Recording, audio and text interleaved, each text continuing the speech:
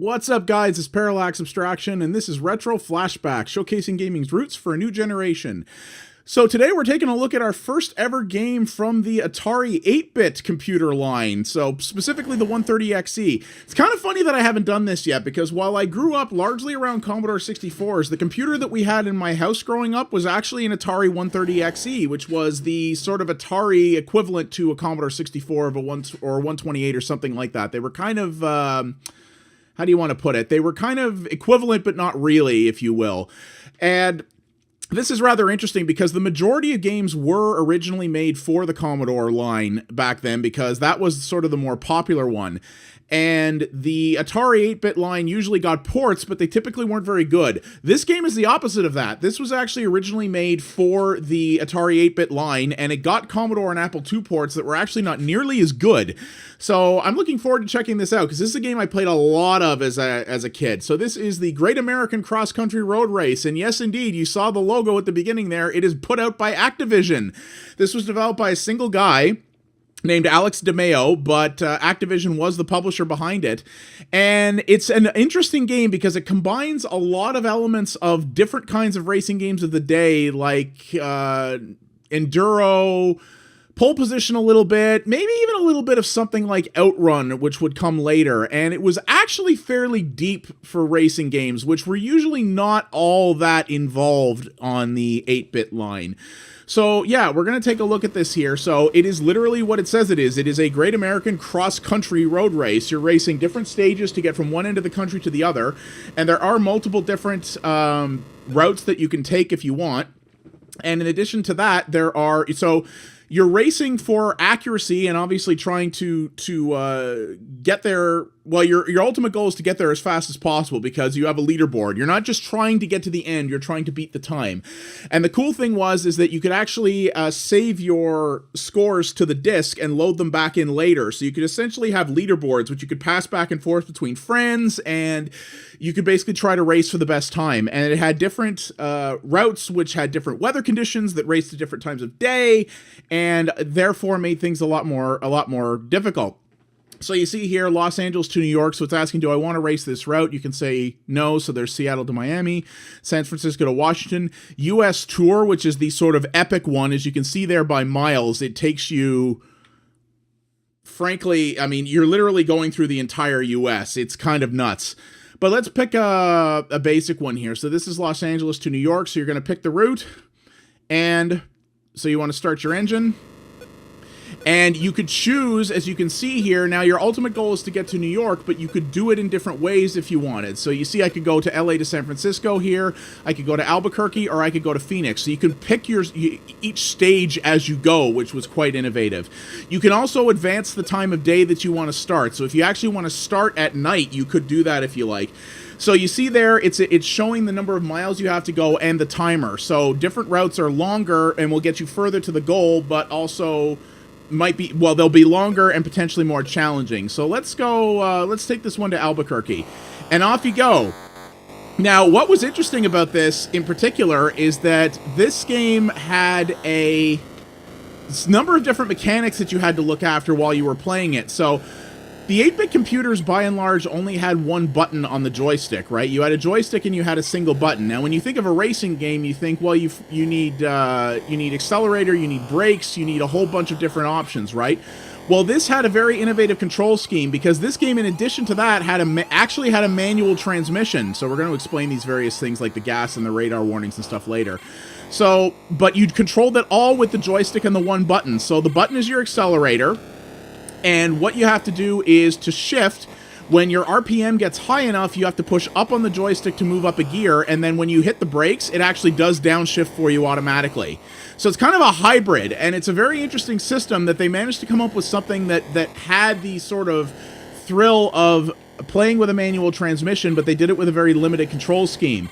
And what you needed to do is if you actually pushed your engine too hard and you didn't shift in time, you would actually blow your engine, and you would have to push it to you literally have to push your car to a gas station in order to get it fixed. You also see on the left there that there's fuel. So yes, you do have to manage fuel as well, and you will come across gas stations along the way. So you have to slow down to a certain speed to be able to pull up to one to fill up. And you don't have to fill your tank all the way up, but the longer you sit at a gas station, obviously, the more gas you'll get. So we'll pull in here and I'll show you. But the longer you sit, the longer it takes, and the time keeps going down, obviously. So again, so here it is here.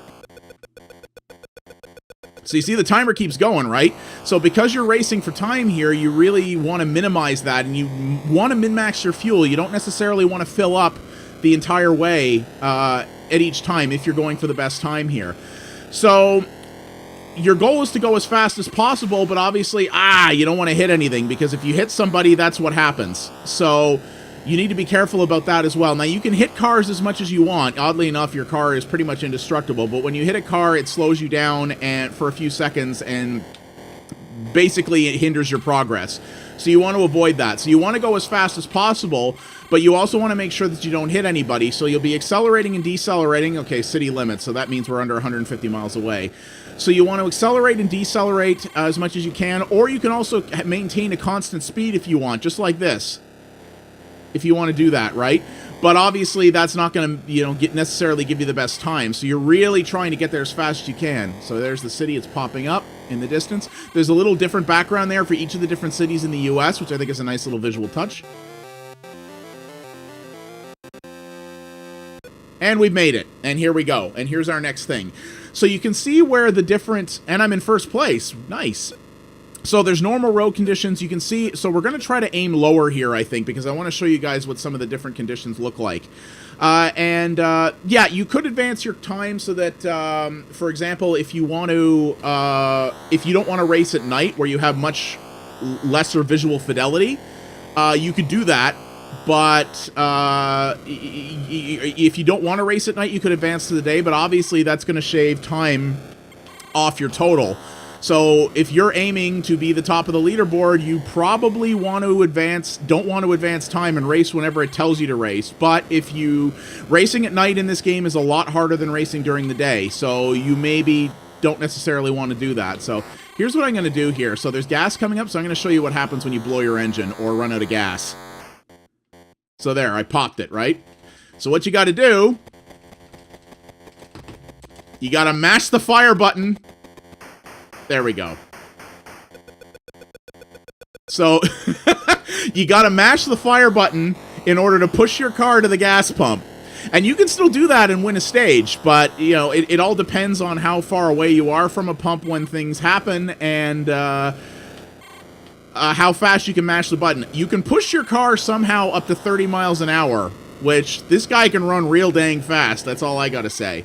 So you also see there's the radar thing in the right, and you saw at the beginning what happened with that. So yes, there are cops in this. You don't come across them too often, but when the radar warning goes off, you have two different options. You can either slow down so that the cop doesn't see you speeding past him. If you come up to the cop and you're not going fast enough to outrun him, that he will basically give you a ticket. He'll hold you in place for a while, which again hurts your time, right? Now, if you can get yourself up to ludicrous speed, you can actually blast past him so that he can't catch you, and then you don't have to worry about it. But the cop will come down the road at sort of a random position, and if you hit him, which you can do, let's see what happens here if I can do it. Okay, wise guy. So oddly enough, you don't get arrested or anything like that, even though you wrecked a cop car. But you see, if you hit him, he'll hold you for even longer. Come on, I know what I did. There he is. So he holds you for basically, I think it's twice as long if you're caught, if you run into him as opposed to just being caught speeding. So again, little gamble you want to take there. Generally, I just say screw it, and I go balls to the wall and gun it, because when the radar warning is active, all the opponents disappear. So you can still, you can just gun it full blast, and then I try to stay more or less in the center of the road, and usually if I do that, I don't hit him. It's not perfect, but I find the odds are in my favor generally. So that's kind of what I do there. So you see here as well, you can overdo the shifts, right? You can also shift, you may see me do that there a little bit. You can actually shift too soon, and if you do that, see there, if you shift too soon, your acceleration will be very slow. Very much like if you're driving a manual transmission car and you shift into a gear too late. You'll never stall, but you can make it so that it's like, oh god, okay, so this is getting a little sluggish. So, okay, so here, normal road conditions ahead. I'm now in 8th place. Warning, steering test ahead. So this is going to be an interesting one here. So let's do this.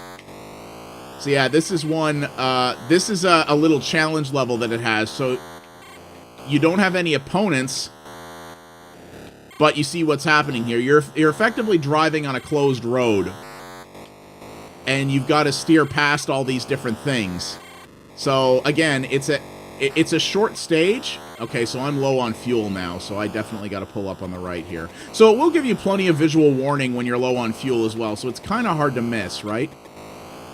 The problem is you got to time when the gas station comes up here, because if you're going too fast, you'll overshoot it. But you also want to time it right, because if you slow down too much waiting to get up to it, that's going to kind of screw you too, right? Because you're wasting time. So this is an optional stage that you can do if you want, but it's not necessarily... It's a little bit of a different thing. I never liked these very much, but it's kind of neat, right? Because, I mean, it does say steering test. It's just a straight-up slalom. As you can see, it's just going left, right. There's nothing special about it. But it's a stage where you have a long timer and also a short mileage transition, right? So if you just want to do this, you could claw back some time this way. But obviously, if you do it badly, then it's not going to be to your advantage to do this either. So I personally avoided these. I was never the biggest fan of these, but it's neat to have some variety, right? I always thought it was a neat little different thing that they did. Unfortunately, I think I am going to have to stop for gas again because I'm running at a high RPM. I am burning a lot of fuel here.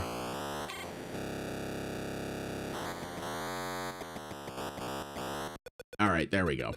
So we'll fill this up, and off we go. I do want to show you guys some difficult weather conditions, though. So this is what was neat about this, is compared to a lot of racing games on home computers or even in the arcade, there was actually a lot of systems at play in here. And a lot of interesting mechanical design, especially the way that they did the pseudo sort of halfway manual transmission on the joystick, I thought was really elegant and interesting, because it even simulated the clutch, right? And that if you wanted to shift, you had to be off the you actually had to be off the gas. Like if you pressed up while your foot was still on the gas, it wouldn't shift gears, which is very much like a real manual transmission. I thought it was a very... oil. Apparently this is an oil town. I thought it was a very elegant solution to sort of pseudo-simulating a manual transmission on a car. I really like the idea of it. But yeah, your ultimate goal here is to get to the other end of your route with the best time possible. And of course, much like Outrun, if you run out of time, then that's game over. So if you run out of time in any one stage, it's game over. So you need to be careful about that. So rain alert. Here we go. Wet, slippery road. I'm in 11th place, so I am sliding bad. I'm sliding quite bad here. So,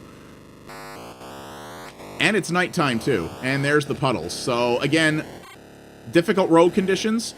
Apparently the field in this race are really only interested in running if there's perfect road conditions, because yeah, anytime you get something with dangerous road conditions, you're well, like this, you're going to be racing by yourself. But there are there's foggy races where you do have the other opponents, but your field of view is very limited, or your view distance is extremely limited because of the conditions, obviously, and night racing is often like this as well.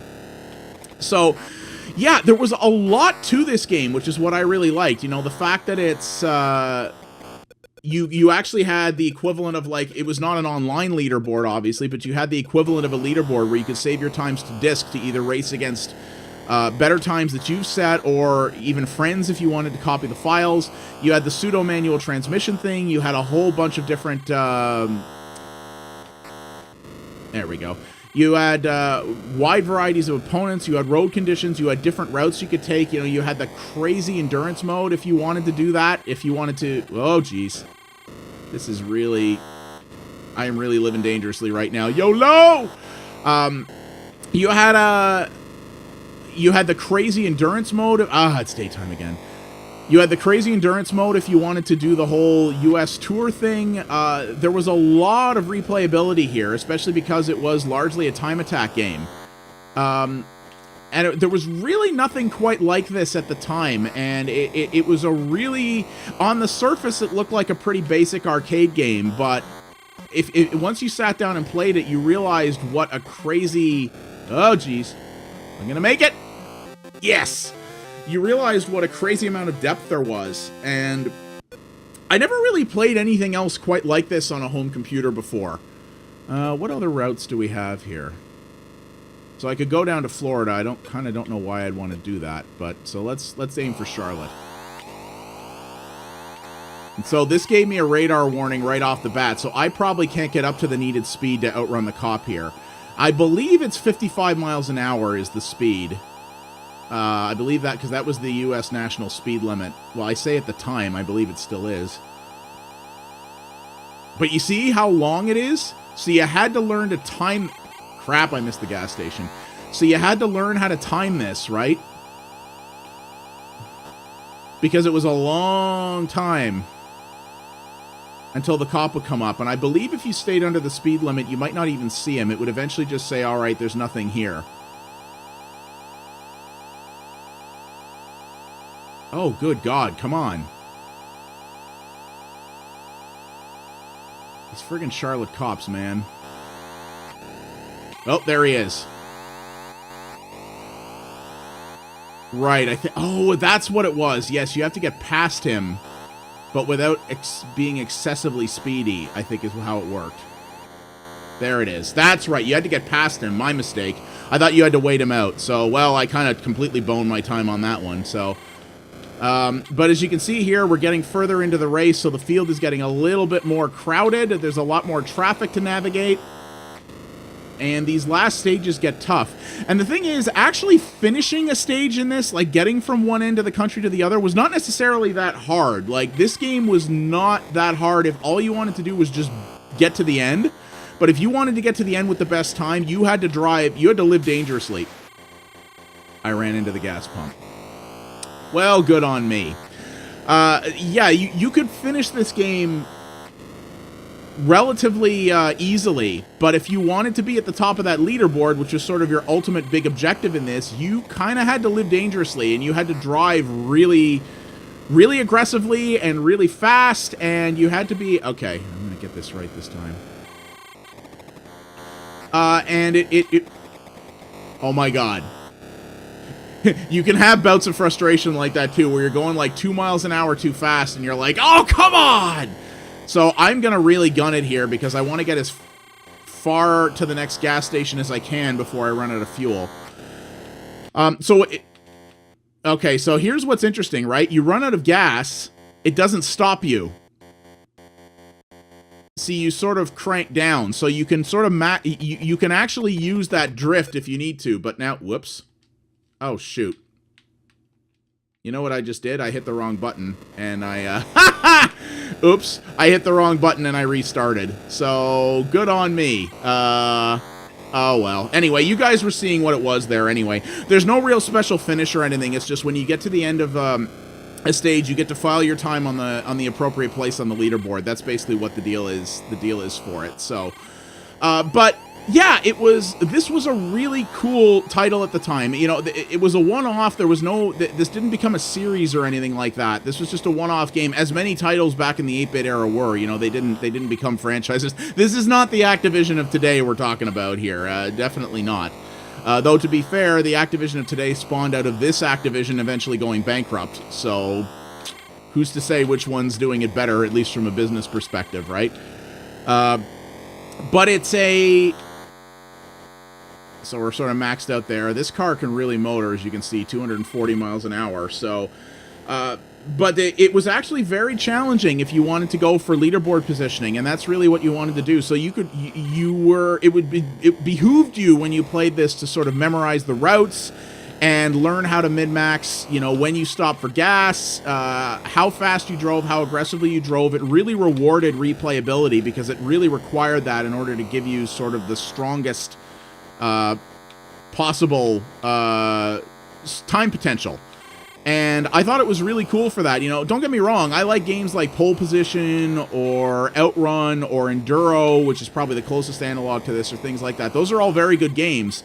But this one just layered so much extra stuff on top, and it had so many systems to look after and manage, and it was the closest thing we had at the time to a real, like, racing simulator.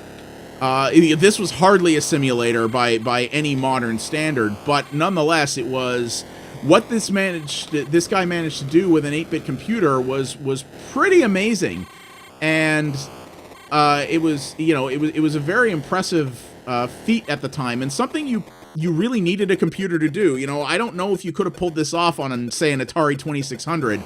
You probably couldn't. I don't think it probably didn't have the memory needed to juggle all these different things at once. And this showed the advantage that home computers often had over consoles, especially back in the day. I mean, that's a war that still continues to this day. But it really shows what you could do when you had a of course more expensive but more powerful system at your disposal, with more processing power, more memory, and more storage. And games like this really helped make the case for home computers, I think. And I spent many hours in this. I never actually did the competition with friends because, unfortunately, most of my friends had Commodore 64s. So, if I were to save scores to the disc, I wouldn't be able to show it to them, which was kind of a bummer. Crap. I probably really should be in prison for running into a cop. Also, I ran into a cop at 200 miles an hour. Like, shouldn't we both be in fiery death right now? Well, it's not realistic, so... But I still have a lot of fun with this, and this game still brings a really big smile to my face. I really enjoy it, and it was something very impressive for its day. And, obviously, compared to even sort of bad racing games of this era, it kind of doesn't hold a candle to that. But it's an interesting precursor to where those types of more advanced games came from, and it was a testament to a lot of what happened in the 8-bit era, which was these guys were trying to make in-depth games with very limited hardware, and well, that timed out well. These guys were trying to make in-depth games with very limited hardware and very limited capabilities, and the way it really showed the kind of really cool design ideas that come out of constraint. About, hey, I want to make a game with a manual transmission, but all I have is a joystick with one button. He came up with a way to do that. He came up with a way to do multiple weather systems. He came up with a way to make a game replayable by allowing you to actually save leaderboards to a disc in an era before the internet. It's just so much innovation in this title, and it came out of the fact that he didn't have unlimited resources. He had to work with the limited palette that the 8-bit computers offered.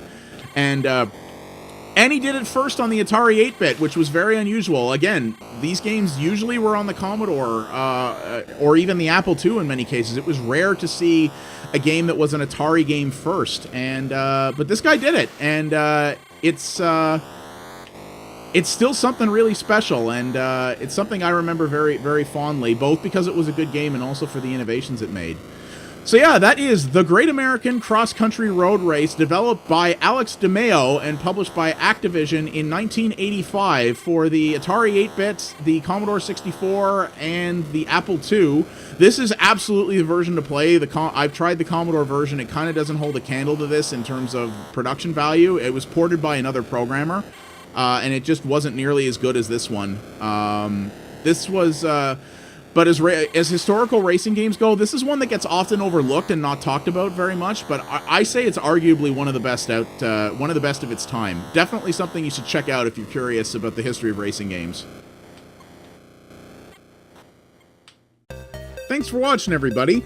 If you liked what you saw here, please consider liking the video and subscribing to the channel. That does help me out a great deal. If you want to watch something else, check out the videos on screen now, and don't forget to follow @PXA Media on Twitter to find out about new stuff first.